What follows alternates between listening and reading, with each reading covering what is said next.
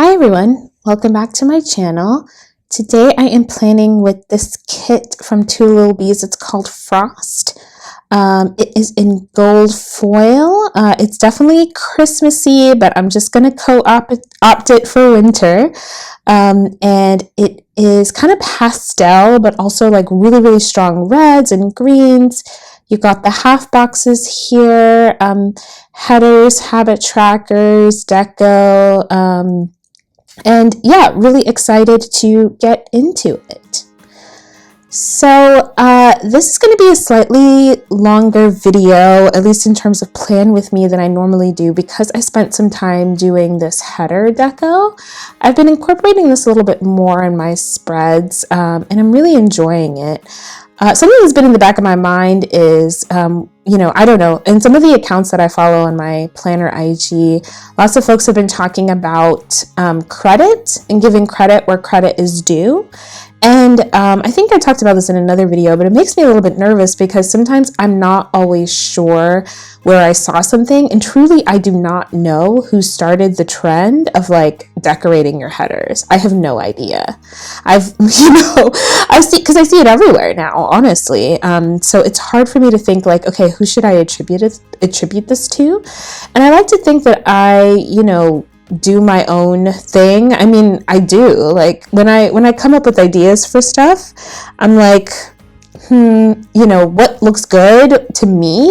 And so, yeah, I mean, if I end up seeing something that looks similar to me and I know that I've seen it and it's like subliminally made an impression on me, of course I would credit it. But sometimes it's hard, at least for me, to know like the provenance of things. Like, where did this come from?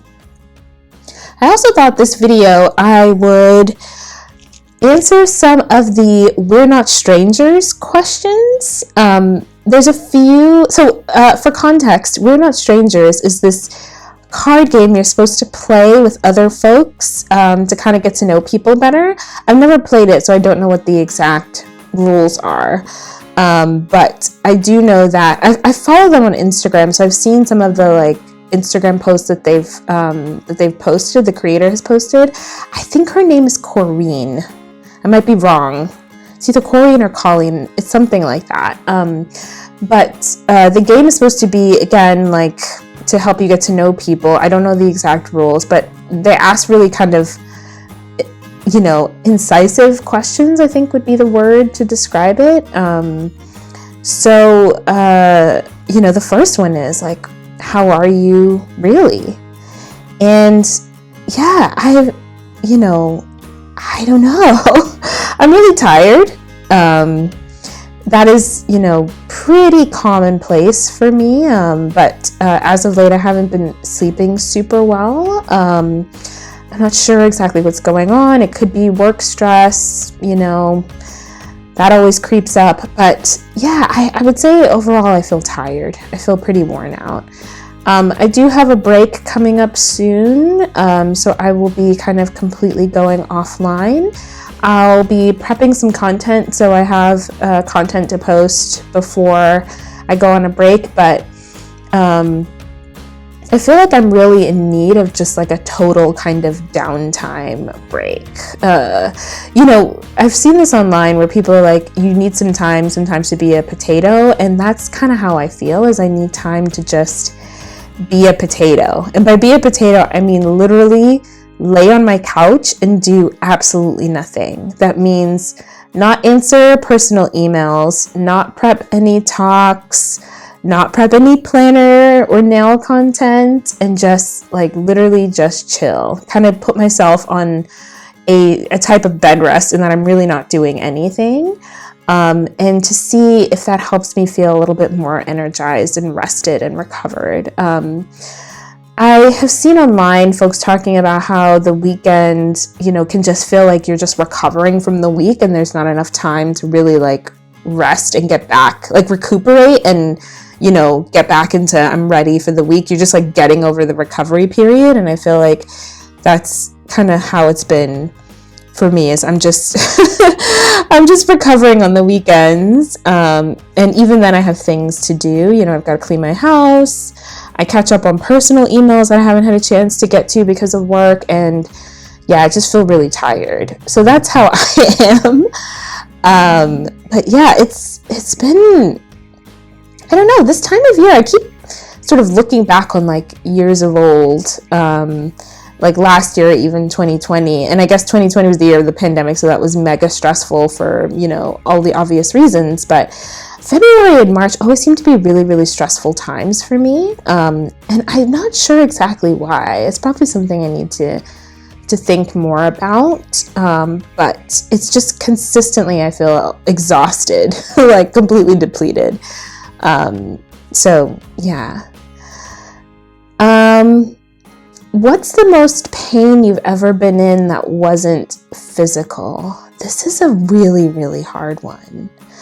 I'm assuming that they are talking about emotional pain. I would say that it is a breakup I went through with an ex-boyfriend while I was in grad school. And we had broken up for lots of reasons, but some of them were completely out of my control. You know, there were things that I couldn't change and couldn't, make any difference. And so that was really painful. You know, it was a little bit like, you know, you just don't like, you know, parts of me that I really can't do much about, you know. And this is a partner that I had been living with. Again, we were both in grad school, and when we broke up, I would say that I was like leveled by the emotional pain that I went through. You know, I can't believe I'm talking about this, but it was a really hard time. I tend to draw, like kind of close off and withdraw when I'm really, really upset. And I definitely went into like completely closed off mode. You know, I didn't talk to anyone. I didn't talk to my family. They could barely reach me. I'm sure that scared them a little. You know, my sister at one point was like, if you don't answer my calls or texts, I'm going to come down there and I'm going to, you know, have to just see you and see your face and make sure that you're all right. I was in grad school at the time, as I said, and I stopped going to class. I pretty much like stopped eating very much. I kind of, you know, got down to like one meal a day. And I remember all I did was, so, you know, I lived with this person, I moved out. All I did was lay on my blow up air mattress on the floor and play Sudoku on my phone just for hours when I wasn't sleeping. And, you know, I would sleep like a couple of hours during the day, but just be awake all night. It was awful, you know. And I think about it now and I'm like, I have no idea how I got through that. You know, it was just very, very hard. And,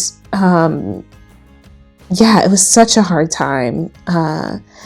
And yeah, it was painful. It was very, very painful. But yeah, that was the most pain that I've been in that wasn't physical.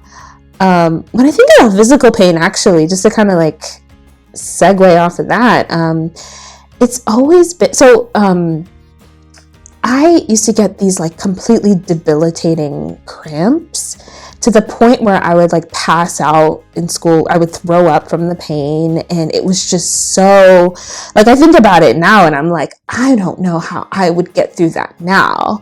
I mean, you know, I used to, I had a job, like a little part-time job. I folded paper at a paper company. And so I had a little bit of pocket money. I didn't really get an allowance. So that was like my only way to kind of have some income. And I basically spent my income on, you know, like extra strength Midol, so that I could have, you know, something to just like be able to be upright and like go to school. It was, terrible. Oh my gosh, just nightmarish. So yeah. Anyway, the next question is, what is the most unexplainable thing that's ever happened to me or happened to you? But I'm interpreting it for me, obviously. this is a hard one because I'm also thinking here, like, what are they expecting by this response? Are they expecting me to say something supernatural? Like, I don't think anything supernatural has happened. Okay, so maybe this. It was kind of around Christmas time, and my family and I were going to, I'm pretty sure it was Christmas Eve. My family and I were going to Christmas Eve church. And we had a car back then that wasn't very reliable. And it ended up breaking down. I think the battery had died or something had happened where the car was just like completely out of service. So we're a little bit stranded. You know, we call for help, someone to come pick us up and help us get to church, but the car is like off, like, and it's cold. This is New York, so it's cold and it's Christmas time. So we're sitting there in the car and, you know, kind of waiting for our relatives to come and get us. And the radio clicks on, and it was a song. I don't even remember what song it was, but the part of the song was like, everything's gonna be all right, and then clicked off. And we all sat there like, oh my gosh. It was very weird and scary. Yeah. And so, it was kind of a good kind of scary because it was a little bit encouraging. But when you think of like a completely like dead car, like no power, to just kind of click on randomly for the radio to come on, it was just, that was really, really scary. I just thought of something else actually too. So we had been living in an apartment in Brooklyn. Again, this is me and my family. And I think we'd gone out to dinner. Back in the days, people used to go to Sizzler. I don't even know if they have Sizzlers anymore. It's like kind of like in the Red Lobster type style of restaurants. They had steak. I don't think they were seafood focused. But I remember, you know, and I may be dating myself and aging myself here, but like, when someone asked you out and they were like, oh, we're going to Sizzler, it was like, whoa, you know, a pretty big deal. So we had gone out to dinner, and at the time we had in our apartment, our dining room table was made of glass. And we used to do things like we had multiplication placemats. My father would quiz us on our times tables while we're eating dinner. It was, you know, but it was a glass table. And so we had gone out to dinner. We come back and the table is cracked down the middle. Like, all the stuff is on the table. Nothing else has been disturbed, but the table is just completely broken in half. Like, it's like if someone had like karate chopped the table with their hand and it had just like collapsed in the middle. It wasn't shattered. It was like completely kind of broken clean.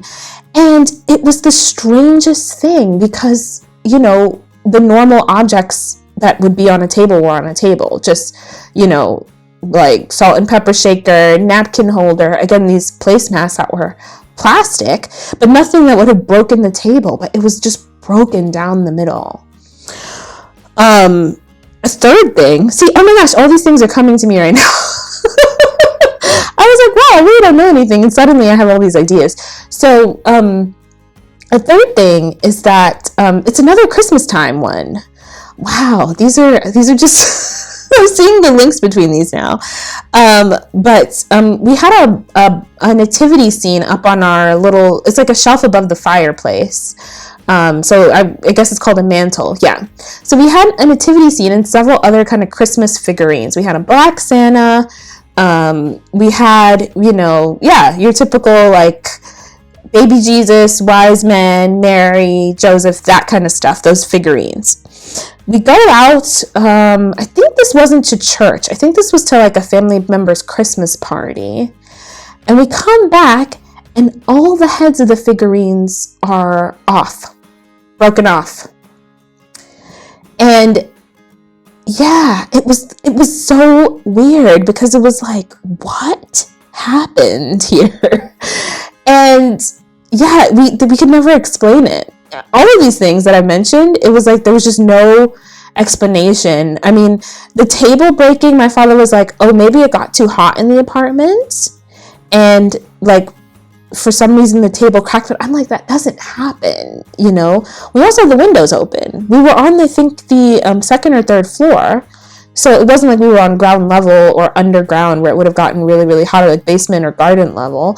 And yeah, even though it was summertime, it wasn't like so hot in the apartment that glass would just break. A thick glass table would just break on its own. I mean, so yeah, so these are I just gave 3 examples of really unexplainable things that happened to me that was, at the time you're just like, wow, it must be ghosts. But thinking about it now, I'm like, really, what did happen? Like, what was that about? Oh man, freaky stuff. So yeah, I think I'm gonna stop there. We are coming to the end of this spread, but I'm curious if anyone has played We Are Not Strangers or any kind of card games to get to know people better. You know, some of these card games you get to know people indirectly, like Cards Against Humanity, I find is very revealing about people's sense of humor, and so I like almost always refuse to play that game unless it's with people that I know very well, because I have played with people I don't know very well, and some things have been said that I found rather upsetting. So yeah, if you played any card games to help to get to know people better, would love to know how they went, what they were like. If you played We're Not Strangers, would love to know how it went. And they have different packs, like ones that you can play with your romantic partner, or, you know, anything. So yeah, and I hope you all have a wonderful Sunday and the rest of your week, and I will see you next time. Bye.